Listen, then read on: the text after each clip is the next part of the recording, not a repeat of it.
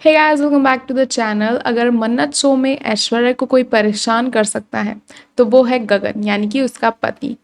जब भी ऐश्वर्या परेशान होती है, उससे कुछ गलती होती है, जब वो अपने पास्ट को लेके शॉक में जाती है, तो उस वक्त पे गगन वहाँ मौजूद होता है। उसके एक्सप्रेशंस को रीड करने के लिए उसे तुरंत पता चल जाता है कि ऐश्वर्या ने कुछ तो गड़बड़ किया है, कुछ तो बात है, बस वो पता नहीं कर पा रहा है कि आखिर वो बात क्या है जिसकी वजह से ऐश्वर्या जैसी चंट चालाक औरत परेशान हो सकती है।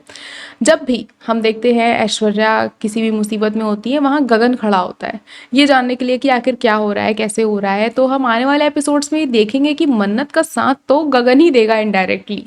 गगन ही कहीं ना कहीं मन्नत की मदद करता हुआ नजर आएगा ये पता करने में कि आखिर ऐश्वर्या है कौन, ऐश्वर्या की सच्चाई क्या है। और ये जो सुनीता और ऐश्वर्या का खेल चल रहा है ना, ये भी कहीं ना कहीं गगन ही पता करने वाला है।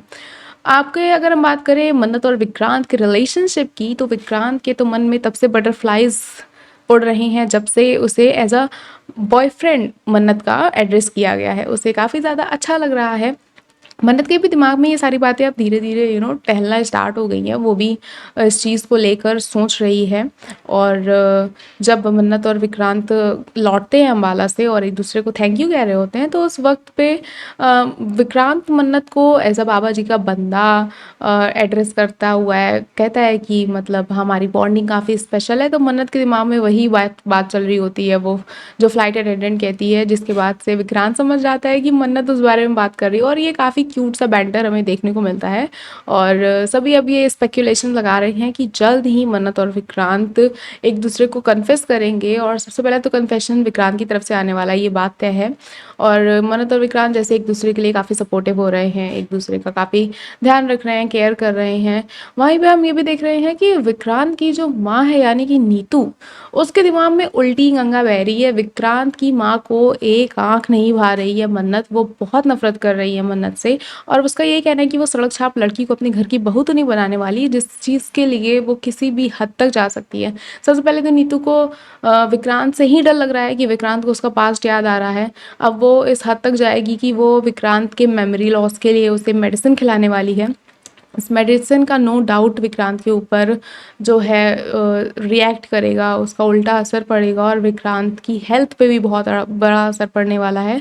और कहीं मेमोरी लॉस के चक्कर में विक्रांत सब कुछ ही ना भूल जाए, ये भी एक सोचने वाली बात होगी। क्योंकि ऐसी भी बातें की जा रही हैं कि कहीं विक्रांत सब कुछ भूल जाएगा, मन्नत को भूल जाएगा।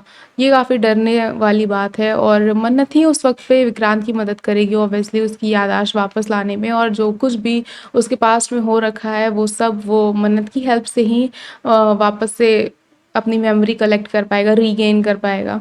तो आने वाले एपिसोड्स काफ़ी ज़्यादा इंटरेस्टिंग होने वाले हैं।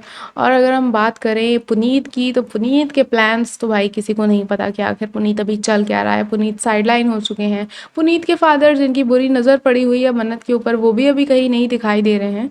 लेकिन ये दोनों जब मेन फ्रेम में आएंगे तो इनकी भी कहानी देखनी काफ़ी ज़्यादा इंटरेस्टिंग होने वाली है। क्योंकि ये दोनों ही मन्नत को परेशान करने के लिए, मन्नत का दिल जीतने के पीछे पड़े हुए हैं। उनका ये ऐसा है कि अगर वो मन्नत को इम्प्रेस कर ले जाएंगे तो वो मन्नत का फ़ायदा उठाएंगे और उसे परेशान करेंगे, बस यही उनके दिमाग में चल रहा है।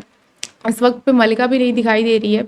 देखना ये होगा कि आखिर मल्लिका जब विक्रांत से मिलेगी अम्बाला से लौटने के बाद, तो उसका क्या रिएक्शन होगा और विक्रांत उसे कैसे संभालने वाला है। शो में काफ़ी कड़ियाँ उलझती चली जा रही हैं, काफ़ी चीज़ें नई खुलती भी चली जा रही हैं, लेकिन सब कुछ सामने क्लियर अभी नहीं हो रहा है। कोई भी ऐसा कैरेक्टर नहीं है जिसकी सारी चीज़ें बाहर निकल कर सामने आई हों और किसी तरह का कोई कन्फेशन चल रहा हो। तो इस वक्त पे मन्नत शो देखना काफ़ी ज़्यादा इंटरेस्टिंग है। और ऐसे अपडेट्स के लिए जुड़े रहे हमारे चैनल के साथ, देखते रहे फिल्मी लाइफ।